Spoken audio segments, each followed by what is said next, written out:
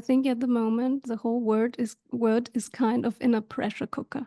You could describe it with the popular Queen song, Under Pressure. People are really under pressure everywhere. So actually this methodology, one of the great benefits is, as I already described it, people now are always in this inhale, in this tension. We analyze the importance and the uncertainty of these factors we gathered. Because of course now we have a lot of factors and we need to focus on the ones that are really important. This is my high potential scenario. This is my low potential scenario. This is my well-being scenario. This is my family scenario. So you will have different scenarios and really step into them, and then come the real insights. Welcome, Team ET. It's the 11th of June and we're closing in on the end of another quarter. Incredible. I know for some companies, this also means that you're deep into end of year closing. And I guess for others, you're only halfway through the year. And yet for another group, it means you're probably nearing the end of quarter three. Now, hopefully some of you may be wondering why I'm stressing the time of year. And if so, then congratulations, because as usual, I have a reason. Invariably, as we head towards the end of any fiscal year, you start thinking about the future, preparing budgets, looking at short, medium, and even perhaps long-term, say 5-year time horizons, and working on your strategy development. I like to call it crystal ball gazing, of course. And for many leaders, this becomes highly stressful due to the increasing uncertainty the further out that we project with our forecasts. So if you fall into this category, and I do have a point here, if you fall into this category, then I'm sure that you're going to love today's discussion with our guest, Miss Ursula Eysin. We're going to delve into the technique first introduced back in the 1940s, and then it was later adopted by companies and governments even over the years. The technique is referred to as scenario planning. Ursula, welcome to the ET project, first of all. We were just joking before we went live that it's taken us a little while to connect, but I'm really looking forward to our conversation today. So welcome. Thank you very much for having me, Wayne. It's really a pleasure, and I'm really happy we made it today. Scenario planning, or future scenario planning, excuse me, what is it and where does it stem from? You already mentioned it. As many strategy processes, it was invented by the military. It was invented by the US Air Force in the 1940s for strategic planning, but it was adapted for business in the 1960s and 70s by Royal Dutch Shell, the oil company, and they were very successful with it. They were able to already predict the oil shock in the 1970s before anyone could have thought about it. And the good thing is, of course, it doesn't help you to predict anything if you are not prepared. And they always think in different scenarios. So they already had plans, you know. So when it really happened, they actually skyrocketed from a rather weak position to the world biggest oil companies, to number 2, actually. And also in the 1980s, they predicted the fall of the Iron Curtain. And they always thought it is their social or their societal responsibility to also inform governments. And so they talked to the CIA about that. And they told them, we have one scenario, we have different scenarios for Russia. Of course, it was interesting because of the oil. One of this is called the greening of Russia. And if a guy named Gorbachev and his people come to power, there might be a quick change. And the director of the CIA said, that's very funny and it's really nice that you inform us, but we are the CIA. We are the best intelligence service in the world. We know our stuff and you don't. We have the data, you don't. So thank you very much. And of course, as history turned out, he had to apologize. And then he asked the team at Shell, but how did you do that? I mean, we had the best data, but how could you foresee that?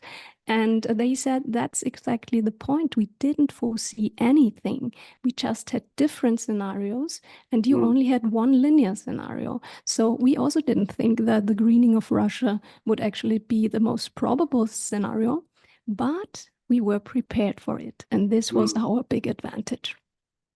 I love that introduction. So thank you for that, because we're going to delve very much deeper into this whole scenario, and it's a fascinating field. I really love the whole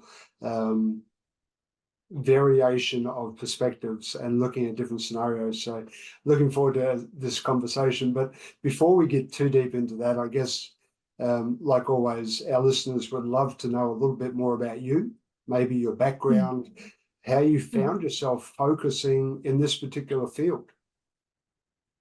That's a very good question. So I'm a technology consultant for over 20 years, but before I went into technology consulting, politics, and strategic communication, I was already in the cultural field. I already had a whole career there because I started work very early at the age of 4 years. So I have different careers, but I'm really passionate about the technology and how it can advance our lives, not diminish our lives, not diminish nature, not diminish humans. And I not only focus on the future scenario creation, this also has to be a very creative way, and we also help our clients to really bring the future they want to create about with all our skills, with communication, with creativity, and of course also with a lot of psychological knowledge. And how did I come to do that? I had the great advantage to really learn this scenario process 2010 from the former chief of strategy of Royal Dutch Shell, who happens to be an Austrian like myself. My company, Red Swan, is based in Vienna, Austria. And he served as the strategic leader for Shell internationally for 25 years. And in 2010, he came back to Austria. We met in a business context, and ever since I was fascinated with this methodology. He taught it to me, and we immediately started to develop future scenarios for big Austrian companies, for big governmental organizations, for various federal ministries, and also international organizations. And in 2015, I founded my own company, Red Swan, really based on future scenario creation. Very nice. And I read somewhere as I was doing some review, you've partnered in Red Swan with your husband, with your partner. Is that correct? It's my brother on the website. Oh, your brother. Okay, sorry for Yes. that. Very good. No worries. Many people think he's my husband, but Johannes Eysin is my brother. Very good. Family business. I will have to apologize to him as well later. But no worries. What I was also fascinated to learn, Ursula, is that you're a sinologist. And that's right. Meaning, I guess, for those that aren't familiar with the term, that you speak Chinese and probably other languages as well. Obviously, you're Austrian, so you're going to be speaking local, but English is another language, so you have multiple languages, but Chinese one of them. And I was fascinated. How did you come about being able to speak Chinese and I guess understand the culture as well? That was my first major in university. I studied sinology combined with theater, media, and film sciences. And I spent time in China. I studied at the Academy of Drama and also worked for the Chinese television. And after my studies, when you finish sinology in Austria, you actually are also a translator. You really learn the language well. So I'm a translator for Mandarin Chinese. I don't speak Cantonese, but yes, I wanted to have a challenge. And I also thought that China might be a good economic area in the future, and we will see. But it's definitely very dynamic, and it always remains interesting. So I love hearing the story, but I'm probably going to have a hard time now with my wife when she hears what you've just said, because I've been based in Shanghai for the past almost 20 years. And I have to say, I'm anything but fluent in Mandarin. So Oh, I don't believe that. I'm probably We better will test. with my German, right? Das ist das Leben. Very good, very good. Yeah, Das ist yeah, das Leben. yeah. Very good. Okay, so it, if there was any way that I can consolidate, though, I am a strategist, I'm a futurist, and I enjoy nothing more than problem solving and decision making, which is about as good as a segue as I can come up with for our topic today, right, which is future scenario planning. So it has nothing to do with being a sinologist or being able to speak Mandarin, but there you go. So one of the challenges that I have, so being a strategist and being a futurist, one of the challenges I have with those characteristics is that I'm prone to become a catastrophizer and a doomsday thinker, because I'm always putting a plan in place. I'm always looking to the future. We have this whole geopolitical environment at the moment, which is really doing my head in. And we have this AI technological world that we live in at the moment. So my strategizing and futurizing really lends itself to projecting forward, and I can see a lot of negative scenarios as well as positive ones. I'm wondering your thoughts around, do you find people like me that also tend to fall into this trap, catastrophizing or doomsday analyzing with the people that you deal with that look at futurized scenarios? The good thing for us is the bad scenarios for us are the good thing. I explain. Once even we did future scenarios for the Austrian Ministry of Technology for the topic next generation internet. And we always developed 4 different scenarios, and 3 of them were actually quite negative, because for technology, you always have to think about a lot of problems before you use it. And actually, the guys from the ministry came from me and said, Ursula, why are so many of our scenarios so bad? I said, that's good, that's good. Because let me explain. When we do not stop with the scenarios. In the human nature is like that, human psychology, we really need the negative to know, or the unwanted to know what we do want instead. And that's the next step. And also, when do these scenario processes, for example, with startups. Let's say they have a very bad scenario. In this scenario, the clients don't buy what they have. They don't have the right cooperation partners, not the right supply chain, etc. They will know immediately what to do. When you just point at the very best scenario, their utopia, everything is fine, you have great investor, etc., etc., then ask them, how do you get into this scenario? Nobody knows how to get there. And we had the same phenomenon with these technology scenarios.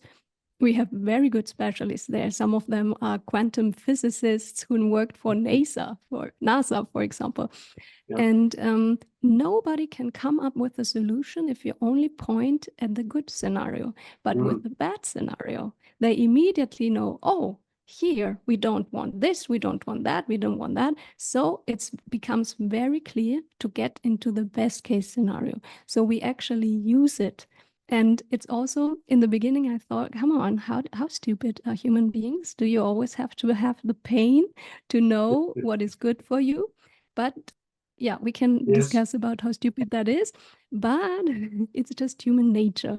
And I always say we have to work with human nature, not against it. And that's actually what I love so much about this process. You can dive into that. And I also will allow to catastrophize a little bit, but I will not keep you there. I will get you out and say, okay, what's the opposite of that now? What's the opposite? And how can we get there? And what kind of action steps are we willing to take to change for the better? It sounds like I need to bring you in as my accountability partner, so that when I'm having these moments, I can speak with you We and could say, do that. okay, what's a different perspective here? I need to be able to see Yes. something different, right? And Yeah, yeah, for sure. we can really do that. I would love to Yeah. do that, and it works really, really well. Just recently, 2 weeks ago, I had a business owner. We did a whole workshop, 2 workshops for her business. And Mm, the interesting thing was there was also, of course, a scenario that was not so ideal.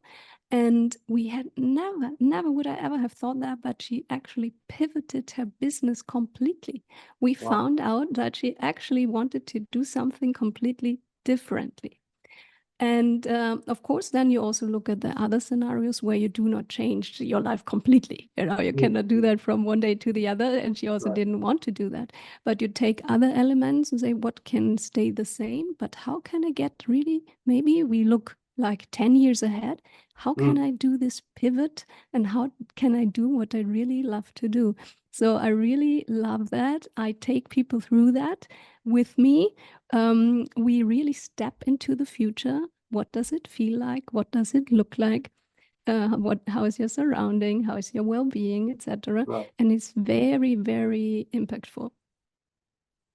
That's really interesting. And one of the things that I was thinking while I was preparing for our conversation was, I can imagine you probably find a lot of leaders that you're speaking with push back on the idea of this longer term vision, um, probably Definitely. using uh, the degree of uncertainty because of Mm. technology changes almost as a reason against long term thinking. And it seems that short-term, linear, compartmentalized thinking, it is somehow more appropriate in many people, I would imagine, or at least in their thinking. Do you find that? Absolutely. And I think that when you go through this process with a big company, they will immediately see that actually linear and short-term thinking is their problem. They know Right. it immediately. But the problem is that all our systems from kindergarten, school, university, big corporations, they are all based on linear and compartmentalized thinking. Mm, The problem is we will not solve the problems we have now with linear and compartmentalized thinking and short-term thinking. So we really need the long-term thinking.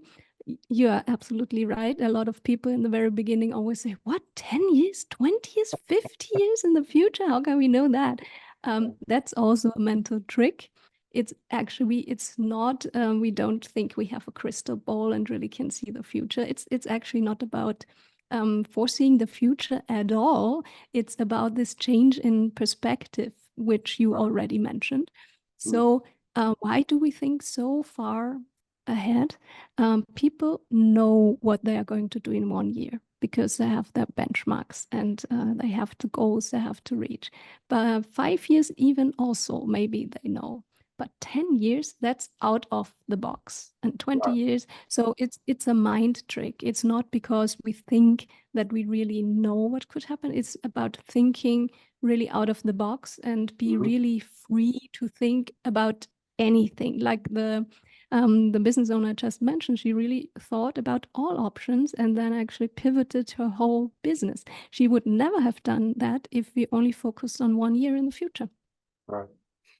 Which tends to be the majority of companies that I engage with at the moment. They're so short-term thinkers that it is budget to budget. And even Right. doing midterm planning, which is typically 3 years, is something that they sort of skate over because they're so fearful that their predictions are nowhere near accurate. And as you said, it's really not about that accuracy, it's about looking differently, right? So we mentioned And it's earlier also, about, sorry, please. sorry, it's also about making confident decisions. As you mentioned, they are afraid. I see that a lot too. Actually, recently, the head of strategy of a really big company in Austria told me, "Oh yeah, that sounds all very interesting. We would like to think about the future." It was really very interesting topic, very relevant, but we don't take any decisions here. And I was so shocked. I couldn't even ask who the hell is taking your decisions for you if you are not taking any decisions. And by the way, it's not true. Each and every one of us takes like thousands of decisions every day. I think a couple of Exactly. hundred are only food related. Yeah. So it's not true. But I see that in companies too. They are very afraid. That's also why we in the beginning explain our process actually helps with that. It's not like an intense inhale, it's more an exhale because you Right. gain clarity and then you can take an informed and conscious decision and you are not afraid of it anymore. Mm. Yeah, we're going to unpack that. I'm really intrigued. So we're going to I'm going to make sure we unpack that further as we get through this conversation. But we spoke earlier about the fact that there's a number of companies now and even governments that have adopted this scenarios approach. And I know one of them you mentioned is Singapore government. So we've just opened our doors in Singapore. So I dug into that a little bit deeper to understand what they're Oh, you doing. did? Yes, Mhm. yeah. And It's quite interesting what they are doing.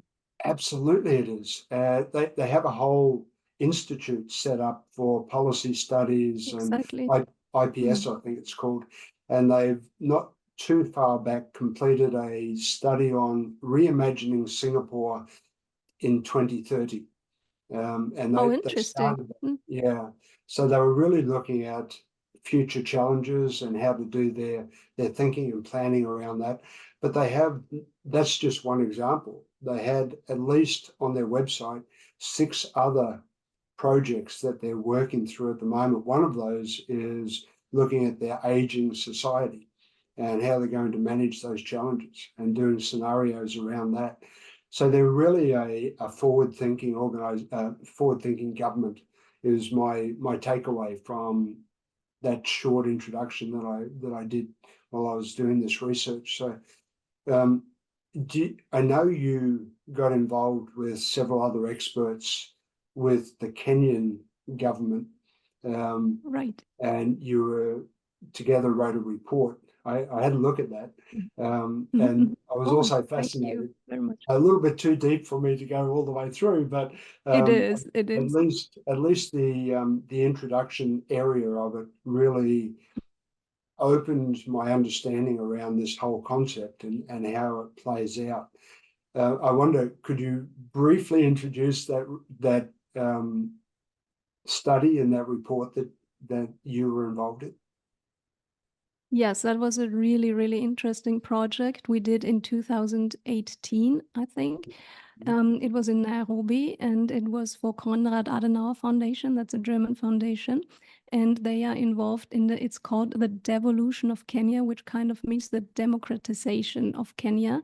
And to kind of deal with the tribalism and how can this be transformed into a democracy. Right. And there were really high-ranking politicians and organizations involved in that. We did like 2.5 days in Nairobi. It was fantastic because I boarded the plane at 0 degrees Celsius and snow in Vienna and woke up at 20 degrees in the jungle in Nairobi. It was just fantastic, like a spa. Though it was for them, it was winter and rainy time. But for me, it was really, really great. So very nice climate. And the whole discussion was really, really good because at this time, at every conference in Europe, people were just so pessimistic when they thought of the future. But in Africa, people do not have much to lose. In Europe, people think it will be bad because the future will be worse than the present and they lose a lot. In Africa, they hope it will be better than the past. I'm sorry, we just hear. Do you hear this? No, it's okay. Okay. So we worked with this group in Africa and they were very optimistic about the future because they think the future will be better than the present. There was even a 70-year-old professor from the university in Nairobi. At the end, he said, I love this process because it's so open. It's so open. But he himself was so very open. I had professors in Austria when I said, now, 40 years in the future, how do you feel? And the guy was like, then I'm dead. Which is not very constructive. But this guy, he was so excited about the future and to create a better future for the youth of Africa. So we were diving into the driving forces for this devolution in Kenya. And there are things like you have to have an enlightened government. I think that's really a high goal. We don't even have that somewhere in Europe. Yes. And they are working a lot with elders still in Africa because they have a lot of influence. And of course, is there economic prosperity? Is there wealth in the different countries? And they are very different in Africa. So we came up with 4 different scenarios, and they were very creative about the names as well. So one is called the roaring lion, the dying rhino, the white elephant, and the thriving buffalo, I think. And these were different scenarios. And so in one, Kenya would become really a role model for Africa, and the devolution in Kenya could show other African countries how to deal with tribalism, how to transform the whole thing. And the very nice thing for me is I'm still in contact with the colleagues there. They're still so very happy about that. And they said it still helps them. Unfortunately, some of the bad scenarios came about, but they were already prepared to do something about it. So this is also very good use of the whole process. And when you have a report, they are still using it regularly. They look at it and they look, what did we say we would do if this bad thing happened? And they can change and adapt quickly. So this was really actually one of my favorite processes, and it's still in use. Like in Singapore also, they use it all the time. And that is how it should be. Yeah. There's some great tools that I saw in the report as well. One of them was the impact uncertainty map or matrix. And I hadn't seen that before, but I have now taken that very quickly, and I'm going to include that in my strategizing and my I'm so happy scenario to hear planning. that. Yeah, I really like that simplicity, but very simple. yeah, but very powerful. It's actually to find out when we gathered driving forces for a specific topic, we always look at political, societal, economic, regulatory, psychological driving forces. We gather all of them, and then we analyze it in this impact uncertainty map to find out which of them are critical uncertainties of the future.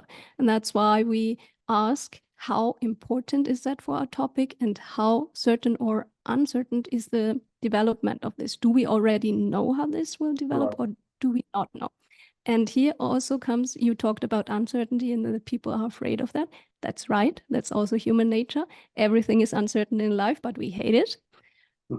We love to work with the uncertainties, and also entrepreneurs, actually, that's where we thrive, because these are our chances. These are our business chances, and you can change something there. If something is already certain, even 10 years in the future, you cannot do much about it, like tax, for example. It's one of these certainties. So this is actually a very useful tool to find out, where can I actually act? Where do I have some leverage? And I'm so happy you say you love it, because people have different views of that. Some people actually hate to do this exercise, to be honest. So sometimes we skip it, or we just do it for them. But it's very important to find out which of our driving forces are actually uncertain, so we can do something about it. Yeah. Well, in my case, I already used the pestle model for looking at those driving forces, but I didn't have the back end process for That's really fantastic. focusing. Yeah, so I'm so glad you say that, because it's actually also very good to find clarity. Like when you once I had very big bank in Austria coming to me, and they said, we had a strategy retreat, and now we have 60 pages of driving forces, and we don't know what to do. And I was like, I can help you. I can help you. Let's do this analysis, and then let's just focus on the factors you actually can change. Because also in life, you shouldn't focus on the things you actually cannot change, because this makes you more and more powerless. I would like to empower people to look at the factors that are critical and important, but they actually have the power to change them. Yeah, yeah. I mean, we could go very deep on this, and we'll probably end up spending a lot of time talking about it, and many of the listeners won't understand some of the topics we're talking about. So, what I would like to do, though, if you don't mind, is build towards the steps that you outline for bringing the whole planning process to life. Hmm. We're going to get there shortly, but before that, there's so many benefits that I've been able to read about and um, imagine for leaders, for companies, for governments, even in adopting this approach. Are there any key benefits that jump out in your mind for embodying this sort of scenario planning? Yes, I think at the moment the whole word is kind of in a pressure cooker. You could describe it with a popular Queen song, Under Pressure. People are really under pressure everywhere. So actually this methodology, one of the great benefits is, as I already described it, people now are always in this inhale, in this tension. And when you gain clarity, when you really know these are the two main dimensions I should look at, and these are possible scenarios, and now I know what I'm going to do. It's like an exhale. And I do this for myself as well. Sometimes it's all about decision making, right? And to take a confident decision. And sometimes we are in a situation where you have business chance and you have kind of your gut feeling is not right, but you still think there is some potential. I call this, when I decide to do that, I have a scenario matrix for that. And my two dimensions in this case are trust and potential. And of course, if there's high trust, high potential, it would, of course, be a great cooperation. Right. And if there's no trust and no potential, it's a no-brainer to not do it. But there is this, you have not so much trust, but you still see high potential. And I call this the temptation. And this is where I got myself, but I wasn't aware. This is also one of the great benefits I see in this process. It actually brings subconscious things and subconscious fears to the conscious mind so we can do something about it. Because we can't do anything about it if it's subconscious, and 95% of things are actually subconscious. So I sat down, I had a really bad feeling. It was like, oh, I should join this network. And then I analyzed it because it was this big temptation. I had trust, I knew it was already lost, but I still saw this potential. And when I went myself through the whole scenario process, I actually find out, wait a minute, they also actually told me there's no potential. So it changed from the temptation to actually the loss leader. And then it was a no-brainer for me to say, oh, I'm very clear. And in the same moment, I wrote to them, I decided not to join your business network. Thank you very much for offering it to me. And it was just done. And then I don't have to discuss it. I know it was a good decision, because it was based on a conscious choice. This is also something this methodology brings about. We have a much better life if we take conscious choices. And these choices vary for everyone. For someone else, the decision might have been, I join it. But for me, when I looked at my driving forces and how they were presented to me, it was very clear that my decision is I will not join this network. And then I felt very good. Yeah. I guess that touches on the blind spot issue as well, right? So quite often when it's subconscious, it sits in that blind spot, and we don't realize it's only when we do the analysis and make it conscious that we uncover those blind spots. Yes. Yeah. One of the benefits that I also read about and believe would be fantastic is the opportunity, once you realize these scenarios and you focus in on the ones that you want to concentrate on, is then being able to rehearse and do your planning and your preparation. And that really resonated with me. That's the type of guy I am. Once I fixate on something, then I need to be able to look at the different scenario and play it out and do the preparation for it. So I like that as one of the benefits as well. It absolutely is. The stepping into the future and rehearsing the future, getting a look and feel of the different scenarios brings so much more from the subconscious to the conscious mind. And Right. actually, the decisions can be made then. Before that, I don't think so. And it's really fantastic. Also, for me, it's very rewarding to guide people through this process, especially if it's individuals. It works with, of course, the whole group for the company as well.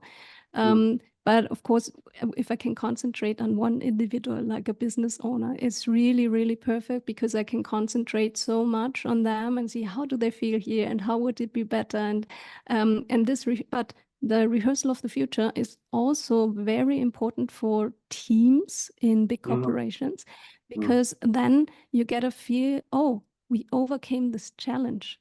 You know, it will not devastating because you already rehearsed the future. And then we Yes. come back to the bad scenarios. You know, you become very confident that the company and the team can deal with everything. And that's also a very important benefit to show people, no matter what the future holds, because actually we cannot foresee it. No matter what the future holds, we can deal with it. And then actually life becomes much better. Yeah. You have a quote on your website that says something like, the future is uncertain, but you as Red Swan help your clients turn the uncertainty into a competitive advantage. And I can see how Right. that plays out based on what you were just talking about. So I really like that approach.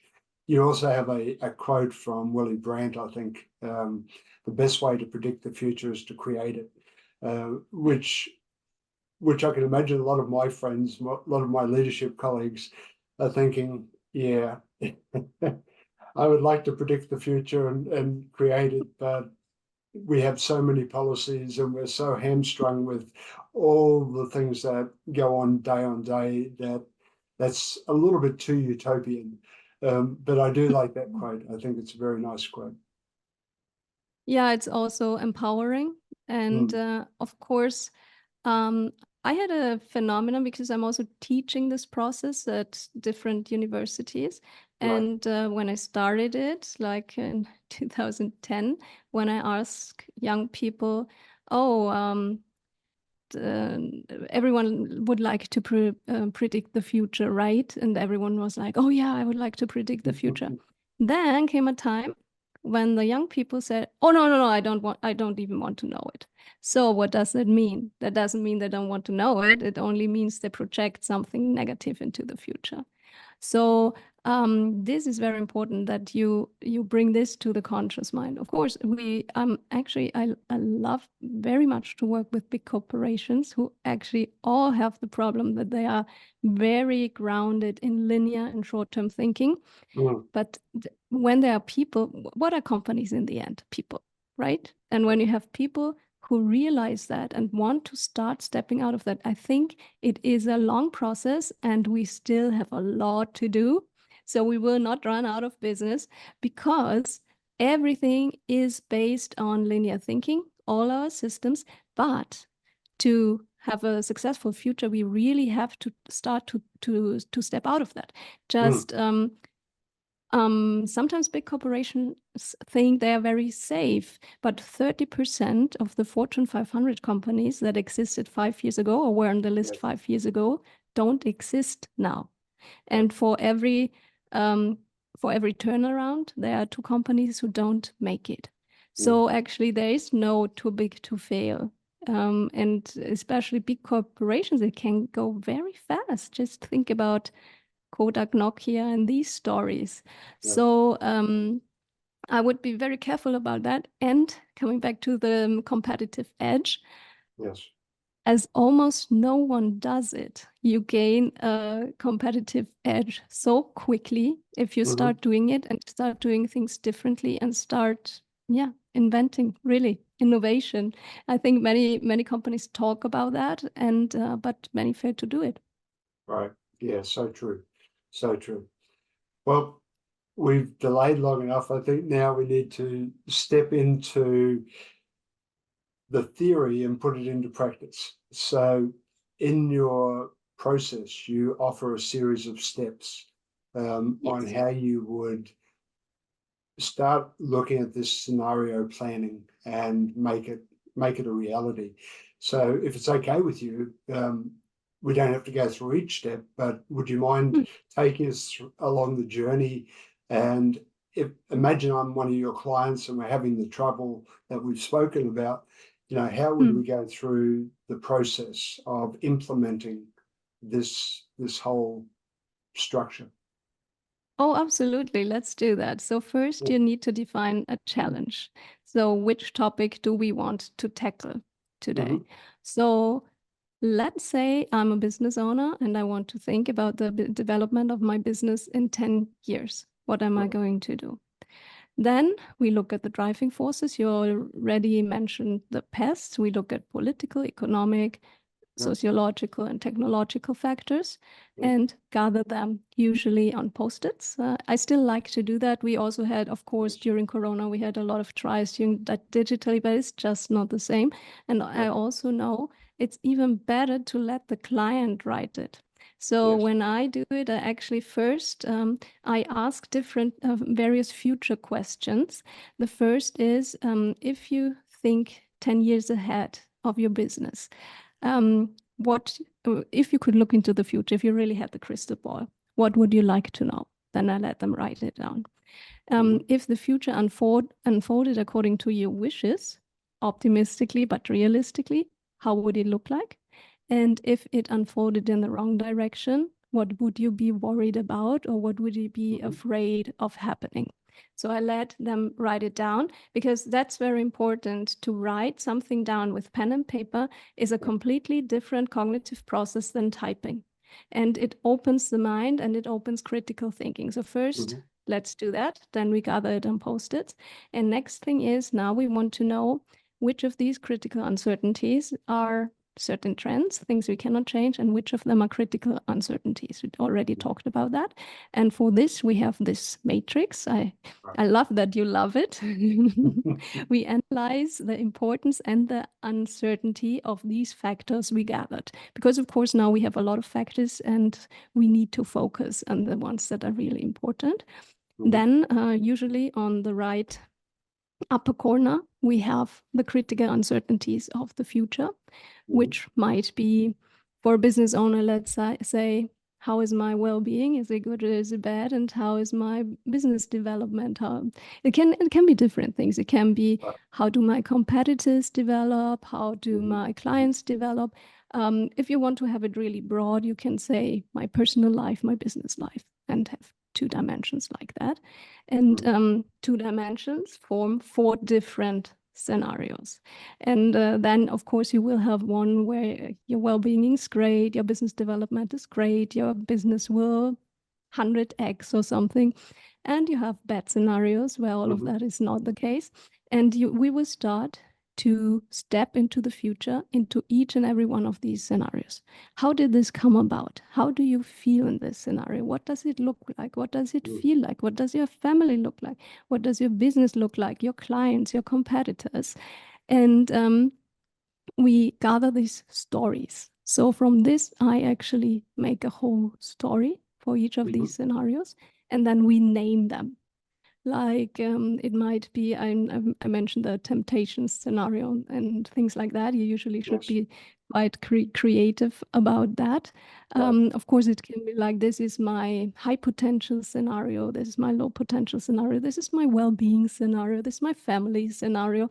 So you will have different scenarios and really step into them, and then come the real insights. Like, okay, how do I actually feel?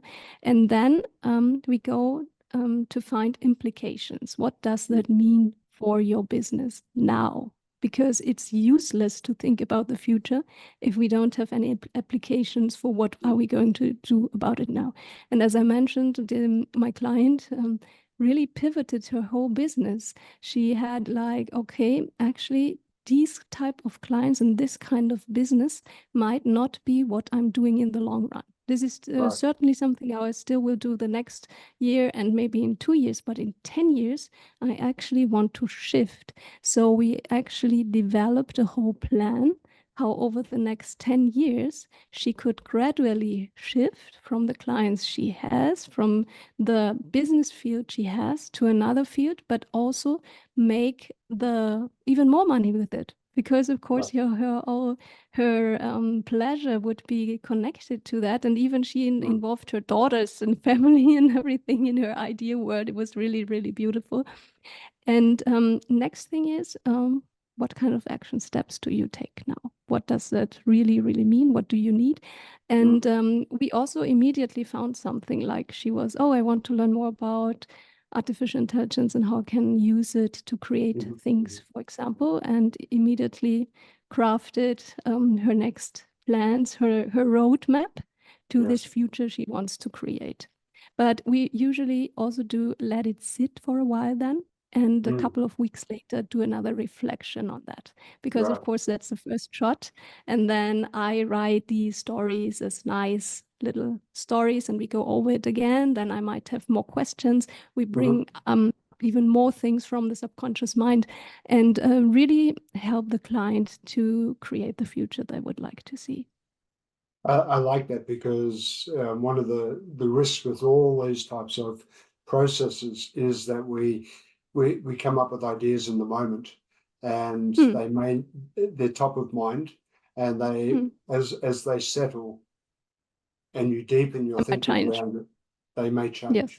So I like having that gap there. I think that's a great idea. And so then the actions, I guess, form the basis of what happens beyond that point. That's right. That's right. You can define immediate actions. What we did, actually, some things involve things I can do, which was also very good. Provide some knowledge, provide training, provide information on, for example, passive income streams. Of course, is also always a topic for business owners. Do I always have to work my ass off for everything, or can I also have some passive income? So it was very clear what kind of information she seeks.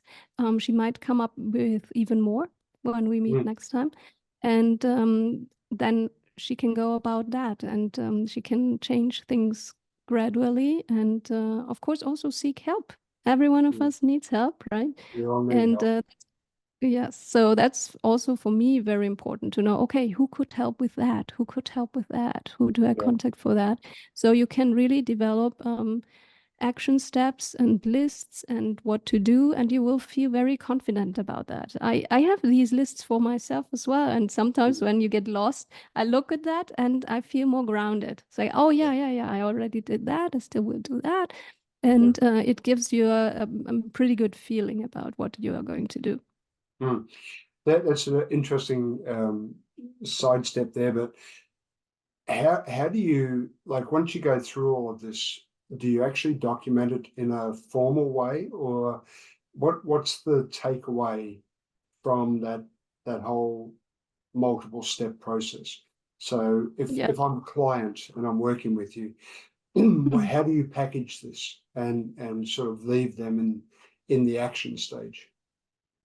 Oh, we don't leave them, of course. We don't leave them hanging. But you always get a report. You get a report on every step we did, defining the challenge, driving forces, critical uncertainty map. I also love the process because it's so clear. It always has these forms. And then you have the scenario cross, the 2 dimensions, the names of the scenarios. You get little scenario stories. And that's also very important from the very beginning at Shell. They realize that people think in stories. Shell, for example, had one story once that was called the Humpty Dumpty scenario, which sounds kind of cute. It was actually a scenario where they ruined their relationship with the Arabs completely, you know, like Humpty Dumpty, the egg falls from the wall and you can never restore it to wholeness again. And even the CEO always talked about that when there were some decisions to make around their relationships with the Arabs. He would always say, oh, no, we are not doing this. This is Humpty Dumpty's scenario. And this is very powerful. You have these narratives and you can easily integrate everything that will happen from them and frame it. So you have a baseline frame. That's why we also craft these scenarios like little stories, and you can always refer to that. That always works very well. Even when we present it to people who have not been involved, they easily can say, oh, you know what, this down under scenario is exactly how I feel right now. So this is very important. You have this for your organization so people can refer to it. It will become part of the company culture.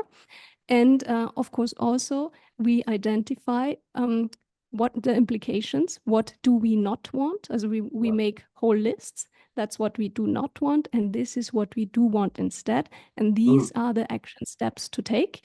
And then usually we go on to do meetings regularly. Ideally would be every month, to reflect on that, maybe to have new scenarios. You mentioned that Singapore, for example, does it on different topics. That makes a lot of sense.